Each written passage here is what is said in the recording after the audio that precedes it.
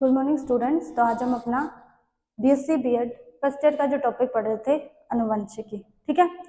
उसमें कल हमने अनुवंशिकी की परिभाषा के बारे में पढ़ा। उसमें जो उसके बाद जो अनुवंशिकी के जनक है मेंडल, उनके बारे में पढ़ा। उसके बाद हमने पढ़ा कि मेंडल ने अपने प्रयोग किस पौधे पे किए, तो किस पे किए थे? उद्यान मटर, जिसका वैज्ञानिक नाम क्या है? पाइसम सटाइवम, ठीक है। फिर कि मटर के पौधे को ही उन्होंने क्यों चुना, उसके बारे में पढ़ा। उसके बाद में जितने भी कि मटर के पौधे के उन्होंने कौन कौन से लक्षण लिए, उनके बारे में पढ़ा। और कि जो मेंडल के प्रयोग थे वो सफल क्यों हुए, उसके कारणों के बारे में पढ़ा। तो आज हम मेंडल के प्रयोगों के बारे में पढ़ेंगे, ठीक है। तो मेंडल ने दो प्रकार के प्रयोग किए थे। पहला था एक संकर संकरण और दूसरा था द्विसंकर संकरण। तो सबसे पहले हम पढ़ते हैं एक संकर संकरण। एक संकर संकरण प्रयोग। तो देखो इस प्रयोग में उन्होंने क्या किया था कि उन्होंने केवल और केवल मटर के पौधे के एक लक्षण को लिया, ठीक है। उस एक लक्षण वाले दो पादपों को उन्होंने लिया, ठीक है, एक नर और एक मादा या फिर माता या फिर पिता के रूप में। उसके बाद में उन्होंने उन पादपों में क्या किया? पर परागण करवाया, ठीक है। पर परागण का मतलब क्या है कि जो हमने पढ़ा था कि जो मटर का पौधा होता है वो क्या होता है? द्विलिंगी होता है, मतलब कि उसके नर जनांग और मादा जनांग एक ही पौधे के एक ही पुष्प पे पाए जाते हैं, लेकिन जिसके कारण उनमें क्या होता है? स्वपरागण होता है। लेकिन पर परागण क्या होता है कि जब मादा जनांग विकसित होते हैं तो मादा जनांग के विकसित होने से पहले ही जो नर जनांग है या फिर जो परागण है उनको उस पुष्प से हटा दिया जाता है। और जो मादा जनांग होता है उसको क्या है? एक प्लास्टिक की या फिर एक पॉलीथीन से क्या है? कवर कर दिया जाता है। जिसके बाद क्या होता है कि जब वो मादा जनांग विकसित हो जाते हैं तो उस पे जिस दूसरे पादप के परागकणों से हमें उसको परागित करवाना है या फिर जिससे निषेचन करवाना है, केवल और केवल उन्हीं परागकणों को हम क्या करते हैं? उस पुष्प के वर्तिकाग्र पर या फिर मादा जनांग पर छिड़क देते हैं, जिसके कारण उनमें क्या है? संकरण हो जाता है। और इसी को हमने बोला था पर परागण। तो देखो सबसे पहले उन्होंने क्या लिया? दो पादप लिए, जिसमें से एक माता और एक पिता, ठीक है।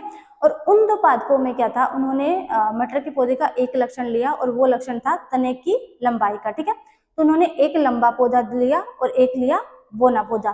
फिर उन दो पौधों के बीच में उन्होंने करवाया पर परागण या फिर संकरण, जिससे हमें नई संतति प्राप्त हुई। उस संतति को नाम दिया गया F1 पीढ़ी। तो मेंडल ने देखा कि जो F1 पीढ़ी थी उसमें जितने के जितने पौधे प्राप्त हुए थे उन सभी को वो सभी पौधे क्या थे? लंबे थे, ठीक है। तो लंबे थे क्योंकि जो लंबा लक्षण है वो क्या है? प्रभावी होता है, ठीक है। अब प्रभावी और अप्रभावी लक्षण को समझते हैं। तो जैसे देखो कि प्रत्येक स्थिति के जो मटर का पादप था उसमें प्रत्येक स्थिति के दो लक्षण पाए जाते हैं। जैसे कि जो तने की लंबाई है वो लंबा भी हो सकता है और वो पादप क्या है? बोना भी हो सकता है, ठीक है।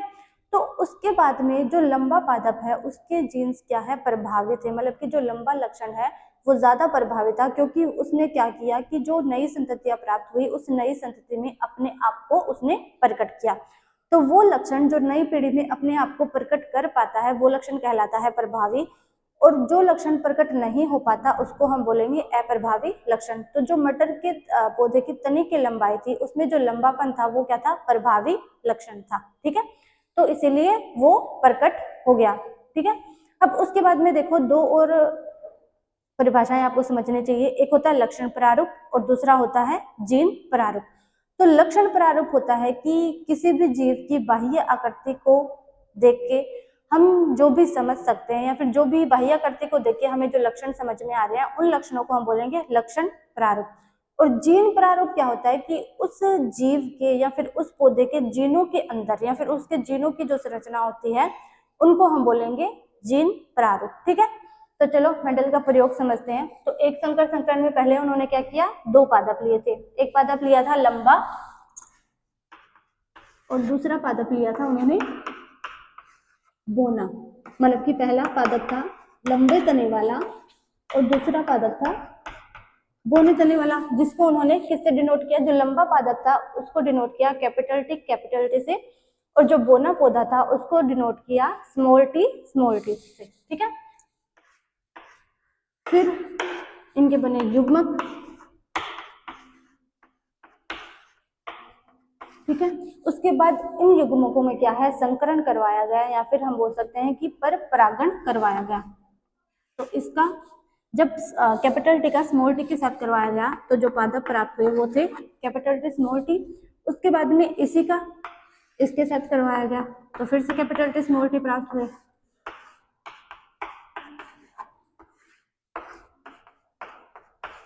ठीक है, तो ये देखो ये क्या हो गए, जनक पादप या फिर जनक संतति। ठीक है, ये हो गए जनक, ये हो गए इनके युग्मक। उसके बाद में इन युग्मकों के मध्य करवाया गया पर परागण। उसके बाद जो संतति प्राप्त हुई उसको नाम दिया गया F1 पीढ़ी। ठीक है, और F1 पीढ़ी में पता चला कि जितने भी पौधे प्राप्त हुए थे वो सारे क्या थे, लंबे थे, क्योंकि जो लंबापन था वो क्या था, प्रभावी लक्षण था। ठीक है, तो F1 पीढ़ी में जब लक्षण प्रारूप और जीन प्रारूप ज्ञात किया गया तो देखो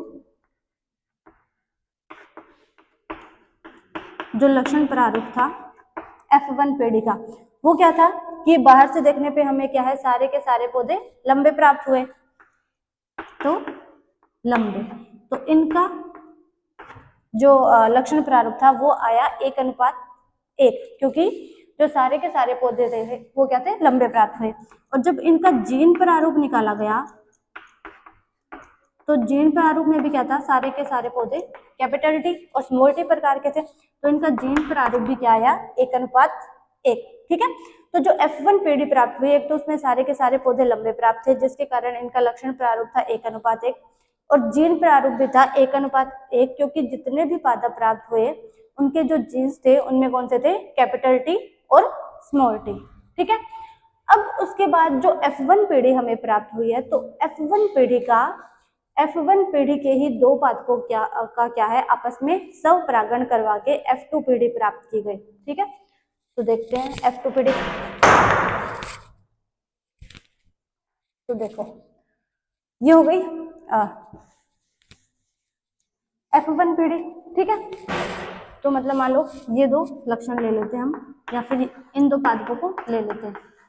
F1 पीढ़ी के पादप है, इनके भी क्या है, युग्मक बनेंगे, तो कैपिटल टी स्मॉल टी और कैपिटल टी स्मॉल टी।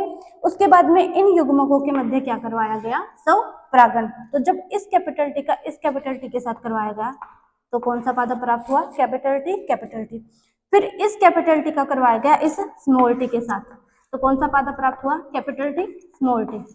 उसके बाद इस स्मॉल टी का इस कैपिटल टी के साथ करवाया गया तो कैपिटल टी स्मॉल टी, और फिर दोनों स्मॉल टी का आपस में करवाया गया तो पादप प्राप्त हुए स्मॉल टी स्मॉल टी। ठीक है, तो ये क्या थे, F1 पीढ़ी के पादप थे। उसके बाद इनके युग्मक बने, और जो F1 पीढ़ी के पादप थे उनमें क्या करवाया गया, स्वपरागण। ठीक है, और उसके बाद में जो पीढ़ी प्राप्त हुई या फिर जो पादप प्राप्त हुए उनको नाम दिया गया था F2 पीढ़ी। तो F2 पीढ़ी में क्या था कि अगर बाहर से देखते थे हम, मतलब कि केवल पौधों की आकृति देखा, केवल उनके लक्षण देखे, तो लक्षणों में क्या था कि जो 3 पादप थे वो लंबे प्राप्त हुए थे और केवल एक पादप बोना प्राप्त हुआ था। लेकिन अगर जीन प्रारूप के माध्यम से उनको देखा जाए तो हमें 3 टाइप के पौधे प्राप्त हुए थे। सबसे पहले लंबे पौधे, ठीक है, शुद्ध लंबे पौधे, जो कि कौन से थे, कैपिटल टी। उसके बाद में 2 अशुद्ध लंबे पौधे प्राप्त हुए जो कि थे कैपिटल टी स्मॉल टी प्रकार के, और उसके बाद में हमें प्राप्त हुए शुद्ध बोने पौधे जो कि थे स्मॉल टी। ठीक है, तो जो F2 पीढ़ी प्राप्त हुई उस F2 पीढ़ी का जो लक्षण प्रारूप था वो क्या है, क्योंकि 2 ही टाइप के पौधे प्राप्त हुए थे, कौन कौन से, लंबे पौधे और बोने पौधे। तो लंबे पौधे हमें 3 प्राप्त हुए थे, 1 2 3, और जो बोना पौधा था वो केवल 1 प्राप्त हुआ, जिसके कारण जो F2 पीढ़ी थी उसका लक्षण प्रारूप क्या हो गया, 3:1। और उसके बाद में जब इनका जीन प्रारूप निकाला गया, ठीक है, तो जीन प्रारूप में क्या था, 3 टाइप के पौधे प्राप्त हुए। पहले कैपिटल टी, उसके बाद में कैपिटल टी स्मॉल टी, और फिर स्मॉल टी।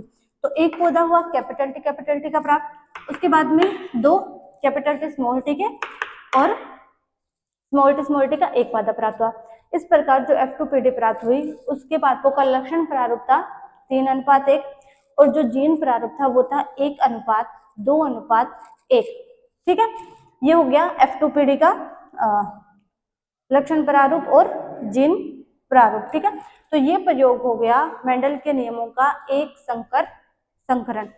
उसके बाद में मेंडल ने अपने प्रयोगों में जब एक संकर संकरण में उन्होंने सफलता प्राप्त की तो उसके बाद में उन्होंने द्विसंकर संकरण प्रयोग किए, जिसमें क्या किया, उन्होंने दो लक्षणों को एक साथ लिया और उन दोनों लक्षणों के पौधों को एक साथ लेकर उनमें संकरण करवाया। इसी तरह जिस तरह उन्होंने एक संकर संकरण में करवाया था कि पहले उनमें परपरागण करवाया गया और बाद में उनमें क्या है, सहपरागण करवाया गया। ठीक है, तो जो द्विसंकर संकरण प्रयोग था उसमें उन्होंने क्या किया था कि दो लक्षणों को लिया था, जिसमें से उन्होंने दोनों के दोनों जो लक्षण थे वो बीज के लिए थे। एक उन्होंने बीज की आकृति और दूसरा लिया था बीज का कलर। तो उन्होंने दो कौन कौन से लक्षण लिए, बीज की आकृति और बीज का कलर, जिसमें से जो एक टाइप के पौधे थे उसमें जो बीज थे वो गोल थे और हरे थे और दूसरे जो बीज थे वो झुर्रीदार थे और पीले थे। ठीक है, तो उन्होंने अपना जो द्विसंकर संकरण प्रयोग है वो दो लक्षणों को लेकर करवाया था। ठीक है, जो कि दोनों के दोनों लक्षण बीज की आकृति पे और बीज के कलर पे आधारित थे। ठीक है, ये था द्विसंकर संकरण।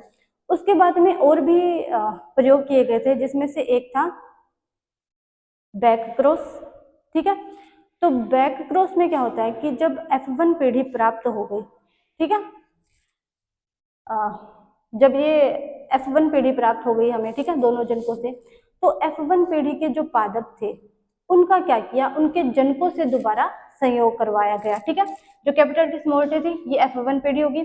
उसके बाद में इसके जो जनक थे या तो कैपिटल टी इसके साथ या तो लंबे पौधे के साथ संयोग करवाया गया या फिर स्मॉल टी बोने पौधे के साथ, मतलब कि जो दोनों जनक थे लंबा पादप भी और जो बोना पादप थे उन दोनों के साथ क्या करवाया गया, जो F1 पीढ़ी थी उसके जो पौधे हमें प्राप्त हुए उनका संयोग या फिर उनका संकरण करवाया गया। तो इस प्रकार जो संकरण प्राप्त हुआ उसको हमने नाम दिया बैक क्रॉस।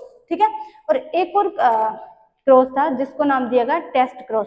तो टेस्ट क्रॉस में क्या था कि जो F1 पीढ़ी में पादप प्राप्त हुए थे कैपिटल टी स्मॉल टी, उनका संयोग केवल और केवल क्या किया, जो अप्रभावी लक्षण वाले पौधे थे, मतलब कि जो बोने पौधे थे, केवल और केवल उनके साथ उनका संयोग करवाया गया। तो इस प्रकार का जो संकरण था उसको नाम दिया गया था टेस्ट क्रॉस। ठीक है, तो आज हमने एक संकर संकरण पढ़ लिया। अब कल की क्लास में हम क्या है द्विसंकर संकरण प्रयोग पढ़ेंगे, जो कि मेंडल का दूसरा प्रयोग था। ठीक है, आज की क्लास में इतना ही।